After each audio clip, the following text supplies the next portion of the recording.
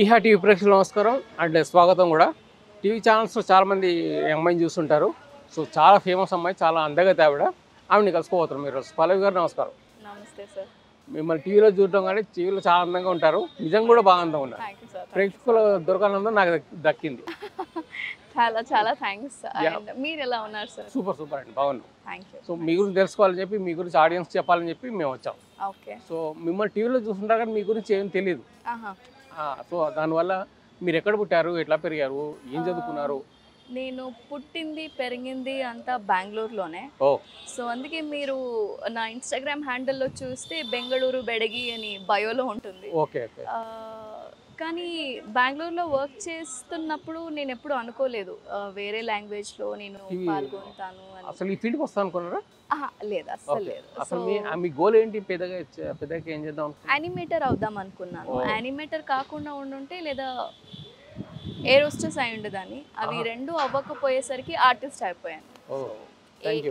అయిపోయింది. Thank you అండి. ఏం చదువుకున్నారు? Diploma in animation. యానిమేషన్ చేశారు?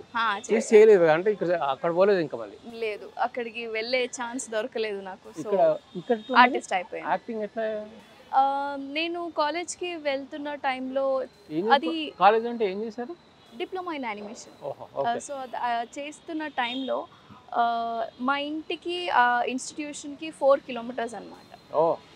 యూజువలీ నేను బస్లో ట్రావెల్ చేస్తా లేదా నా ఫ్రెండ్స్తో ట్రావెల్ చేస్తూ ఉంటాను కాబట్టి ఒక్కొక్క జంక్షన్లో ఆగి ఒక బేకరీలో చాక్లెట్ కేక్ తినడము, లేదంటే కొద్ది సంవత్సరాల క్రితం యాపిల్ కేక్ చాలా ఫేమస్ ఉండింది. అది తయారు చేసే విధానం చూసి ఆ తర్వాత తినడం ఆపేసాము. బట్ అంతకన్నా ముందు ప్రతిరోజు కాలేజ్ అయిపోగానే రిటర్న్ వచ్చేసి కరెక్ట్ అదే బేకరీ అదే టైం ఒక చాక్లెట్ కేక్, ఒక యాపిల్ కేక్ రెండు తినేసి ఇంటికి రావడం అలవాటు అయిపోయింది. సో ఆ వచ్చే టైంలో దారిలో ఒక ఇప్పుడు ఎలా మనకి ఇండస్ట్రీలో ఫిల్మ్ నగర్ చాలా ఫేమస్, అలానే బెంగళూరులో నవరంగ్ అనేది చాలా ఫేమస్. థియేటర్స్ ఉన్నాయి అక్కడ. సో అక్కడ చాలా మంది మన ఫిల్మ్ ఆర్టిస్ట్, సీరియల్ ఆర్టిస్ట్ అంతా ఉంటారనమాట. ఆ టైంలో నాకు కొందరు అడిగారు కూడా మూవీస్ చేస్తారా అని. అప్పుడు మా నాన్న ఒప్పుకోలేదు. హీ సెడ్ ఎందుకు, నాన్నకి కొందరు ఫిల్మ్ ఫ్రెండ్స్ ఉన్నారు. వచ్చి నన్ను డైరెక్ట్గా అప్రోచ్ అయిన తర్వాత నేను మా ఇంట్లోకి వచ్చి కూడా చెప్పాను అనమాట. అప్పుడు నాన్న ఒప్పుకోలేదు, వద్దు అసలు నువ్వు కరెక్ట్గా నీ స్టడీస్ ఫినిష్ చేసేసుకో. నేను అన్నయ్య ఇద్దరే. సో ఇంట్లో నేను ఫస్ట్ చిన్నప్పటి నుంచి పెరిగిందంతా జాయింట్ ఫ్యామిలీలో.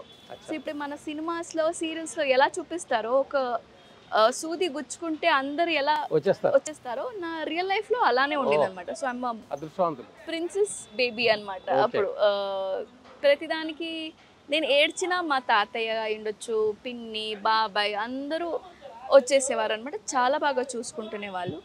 చిన్నప్పుడు నేను అంత బాగా చదువుకునేదాన్నే కాదు. To be honest 3rd standard వరకు 4th స్టాండర్డ్ వరకు నాకు అసలు ఇంగ్లీష్ ఏం మాట్లాడుతున్నారో అర్థమయ్యేది కాదు. ఈ తారే జమీన్ పర్ మూవీలో ఒక అబ్బాయి ఉంటాడు కదా, అలానే ఉండేది నా సిచ్యుయేషన్. ఏంటిది ఇవన్నీ ఇలా ఉన్నాయి చెప్తుంటే ఇలా పైకి వెళ్తూ ఉండేది కానీ ఇక్కడ నాకు ఎక్కేది కాదు. సో వచ్చిన ప్రతి ఒక్క పిన్ని నాకు ఒక్కొక్క లాంగ్వేజ్ నేర్పించారు. మా నాన్నకి 3 తమ్ముడు, ఒక చెల్లి అనమాట. సో మా నాన్నే పెద్ద మేనత్త, 3 బాబాయిలు ఉన్నారు నాకు. సో ఫస్ట్ లాస్ట్ బాబాయ్ పెళ్లి చేసుకున్నారు, లవ్ మ్యారేజ్. సో తర్వాత సెకండ్ బాబాయ్ పెళ్లి చేసుకున్నారు, లవ్ మ్యారేజ్. తర్వాత ఫస్ట్ బాబాయ్ పెళ్లి చేసుకున్నారు, అరేంజ్ మ్యారేజ్. మా నాన్నది మేనత్తది అరేంజ్ మ్యారేజ్. సో మా ఇంట్లో love marriage and arrange marriage రెండు ఉన్నాయి. ఉన్నాయి. సో వాళ్ళు వచ్చే ప్రతి సంవత్సరం నన్ను 2 పిన్ని టీచర్స్, ఒకరు పిన్ని సాఫ్ట్వేర్ కంపెనీలో పనిచేసేవారు. సో హిందీ నేర్పించారు, కన్నడ నేర్పించారు, మంచిగా రాయడం తప్పు లేకుండా మంచిగా రాయడం, ఇంగ్లీష్ నేర్పించారు, సోషల్ సైన్స్ అన్ని లాంగ్వేజెస్, మ్యాథ్స్ అంతా. సో నేను ఎంత డల్ స్టూడెంట్ ఉన్నానంటే దానికి రీజన్ ఏంటంటే మా నాన్నకి చాలా రెస్పాన్సిబిలిటీస్ ఉండింది. ఇంట్లో 10 మంది 11 మందిని చూసుకోవాల్సి వచ్చింది. సో మా నాన్న ఎప్పుడు బయట పనిలోనే బిజీ ఉండేవారు, మా మమ్మీ ఎప్పుడు వంటగదిలో బిజీ ఉండేవారు. నేను మా అన్నయ్య మా బాబాయ్ పిల్లలు అయి ఉండొచ్చు, మేనత్త పిల్లలు అయి ఉండొచ్చు, మనమందరం కలిస్తే ఆటలే తప్ప పాటలు తక్కువ. సో మా బాబాయ్ కూడా నేర్పించేవారు అనమాట చాలా చిన్నప్పుడు.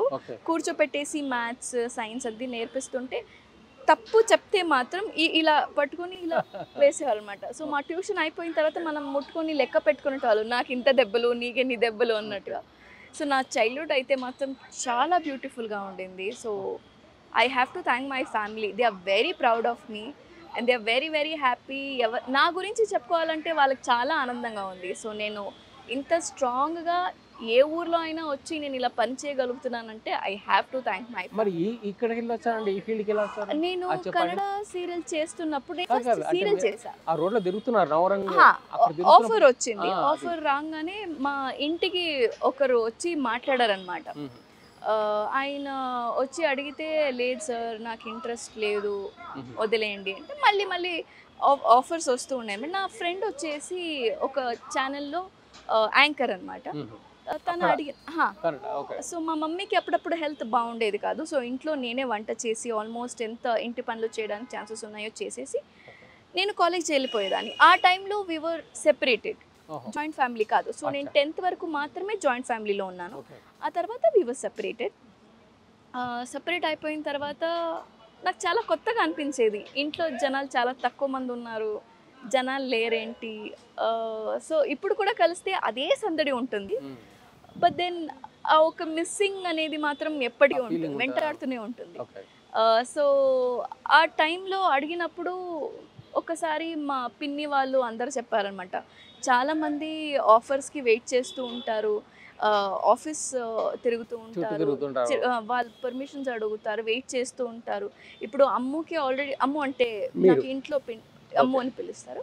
సో ఆ ఆప్షన్ వచ్చినప్పుడు ఎందుకు సారీ ఆ ఆఫర్ వచ్చినప్పుడు ఎందుకు ఒకసారి ట్రై చేయనివ్వండి అని అడిగినప్పుడు సరే ఓకే సీరియల్ అయితే ట్రై చేసుకో అన్నారు.